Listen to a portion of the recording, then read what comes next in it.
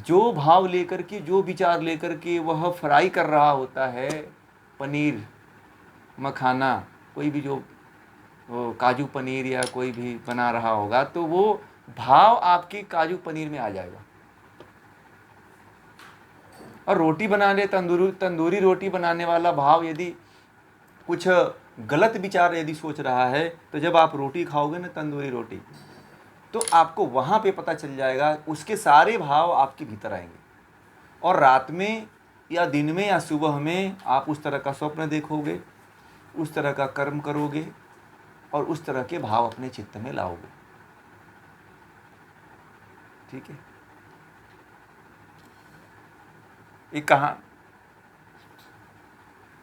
एक कहानी बता दूं तो आप लोगों को बात ये पूरी तरह से स्पष्ट हो जाएगी। एक बार जो है, एक राजा था, तो उसके यहाँ क्या होता, बड़ा ही सात्विक प्रवृत्ति का राजा था, बड़ा ही धार्मिक प्रवृत्ति का राजा था, वह अध्यात्म प्रेमी राजा था। तो क्या हुआ कि उसके उसके रसोइये में उसके यहाँ जानते हैं कि राज दरबार में बड़ी पॉलिटिक्स चलती रहती है। तो जो अच्छे लोग होते हैं उनको, जो अंदर के ही लोग होते हैं, वो हटाने की कोशिश करते हैं, बुरे लोगों को लाने की कोशिश करते हैं। तो उसका रसोइया जो है राजा का बड़ा डिवोटी था, राजा को बड़ा मानता था और प्राणों से ज़्यादा जो है राजा की रक्षा करता था, और राजा को किसी भी तरह की गलत वस्तुएं नहीं परोसता था। इसलिए राजा वह धार्मिक बन गया था, और इसीलिए राजा जो है, उसका यश जो है चारों दिशाओं में फैल गया था। ठीक है।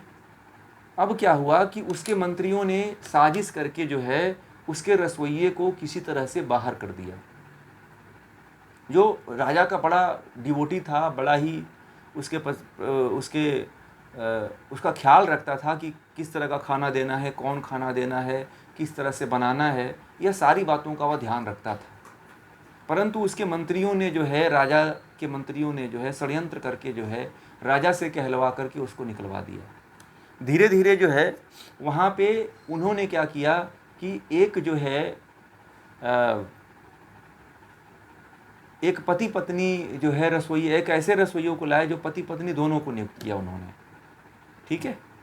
तो एक जो पुरुष था, वह जो है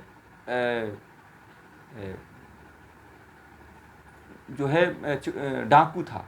समझ रहे हैं, पूर्व कुछ जन्मों में वह डाकू था और लूट का काम करता था। और स्त्री थी, वो वैश्यागमन का कार्य करती थी। जो उसकी स्त्री थी, जो डाकू था, वह लूट का काम करता था और उसकी स्त्री वैश्यागमन करती थी। यह कहानी है। तो जानकर के मंत्री जो लाए उसको कि यह राजा को किसी तरह से यहाँ से हटाया जाए, क्योंकि जब तक यह राजा रहेगा तब तक जो है कोई दूसरा राजा नहीं बन सकता है, क्योंकि पूरी प्रजा इसको बहुत अच्छी कह रही है और इसको हटाना ज़रूरी है। जब तक ये रहेगा तब तक हम लोगों का राज्य कभी स्थापित नहीं आ पाएगा। उसके सारे मंत्रियों ने बहुत बड़ा षड्यंत्र रचा। तो वह उसमें से जो बड़ा बुद्धिमान मंत्री था, उसने कहा कि खाने को बदल दो, क्योंकि इसका खाना इतना शुद्ध होता है, इतना जांच होता है कि जो रसोइया है वह किसी को भी जो है खाने में किसी से भी कोई कंप्रोमाइज़ नहीं करता है। वो उसको शुद्ध ही खाना देता है, बड़े सात्विक ढंग से बनाता है। इसीलिए राजा इतना महान और इतना अच्छा कार्य कर रहा है। तो बताऊं, उस पति पत्नी को रसोइये में नियुक्त कर दिया गया, मंत्रियों ने नियुक्त करवा दिया। ठीक है। कुछ दिनों बाद जो है राजा जो है गलत कार्य करने लगा, गलत निर्णय देने लगा, अन्याय करने लगा। जो उसकी रानियां थी वह जो है मंत्रियों से जो है उनका संबंध बनने लगा। तो इसके बारे में जो कुल उसके पुरोहित थे और गुरु थे, वह कुछ दिनों के लिए बाहर चले गए। तो उन्होंने कहा कि अरे, जब आए तो देखे कि राजा तो शराबी हो गया, लूट जो है धन जो है छिपाता है, धन की कोताही करता है, और उसकी स्त्रियां जो है गलत रास्तों पे चल पड़ी हैं। तो जो उसके जो कुल गुरु थे, जब वह आए तो देखे कि इसकी स्थिति ऐसी, राजा की स्थिति कैसे हो गई। तो उन्होंने जांच करने का प्रयास किया, अपने गुप्तचरों को भेजा राजमहल में कि जाकर के पता लगाओ कि राजा की स्थिति हुई कैसे। तो जब जाकर के पता लगाया वह, तो गुप्तचर गए और पता लगाया कि जो रसोइया था उसको वहाँ से निकाल दिया गया है, और यहाँ पे जो है एक पहले पूर्व जन्म के जो एक डाकू था और एक वैश्या थी, उसको यहाँ पे रसोइये में रसोइयेदार बना नियुक्त कर दिया गया है।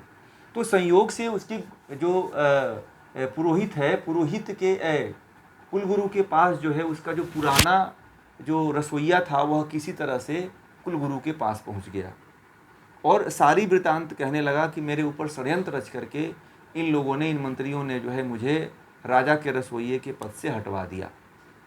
तो गुरु ने तब उसकी बात को समझ गए और उसके जो उनके कुल गुरु थे उन्होंने जो गुप्तचर भेजे थे, गुप्तचरों ने पता लगाया कि वह जो है पूर्व जन्म में जो उसकी स्त्री थी वह वैश्या थी और जो है उसके पति था वो डाकू था, और अभी भी उसके अंदर से वह भाव नहीं गया था। दोनों जो है उसी विचार भाव वाले थे।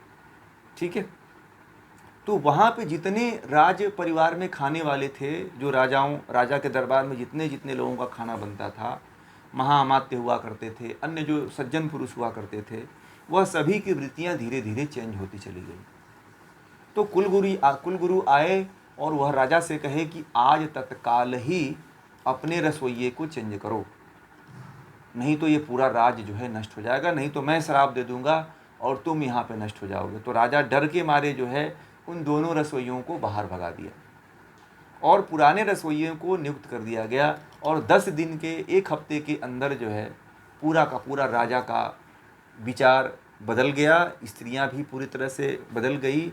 और जब बाद में जब इस बात को बताया तो उसके जो कुलगुरु आए तो उन्होंने कहा, उनसे पूछा गया कि यह राज्य की स्थिति ऐसे क्यों हुई, तो बोला कि जो रसोइया बनाने वाले पति पत्नी थे वह दोनों ही गलत भाव से भोजन परोस रहे थे, गलत भाव से भोजन बना रहे थे, इसीलिए इस राज्य की स्थिति यह हुई है।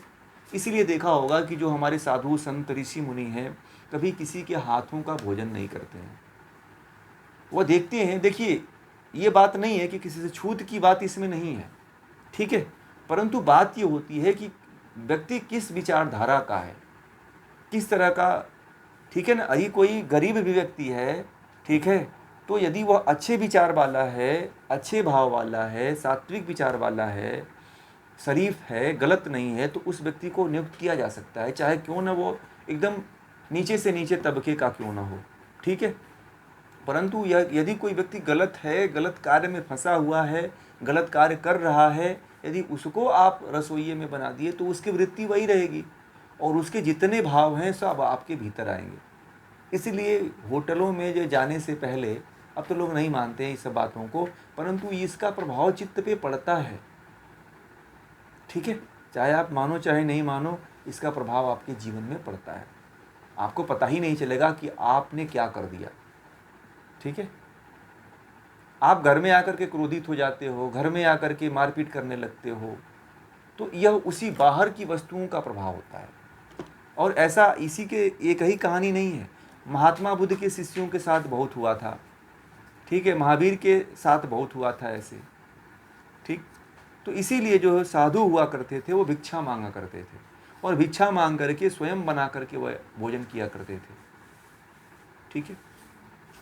तो इसलिए जो है होटल में जाइए, परंतु किसी को रोका नहीं जा सकता है, आज के समय की बहुत बड़ी मांग है। तो इसको देखते हुए आप उस तरह की साधना करिए कि किसी के द्वारा परोसे गए भोजन का प्रभाव आपके जीवन में न पड़े, ठीक। परंतु पड़ता तो जरूर है, इसको रोका नहीं जा सकता, ठीक है।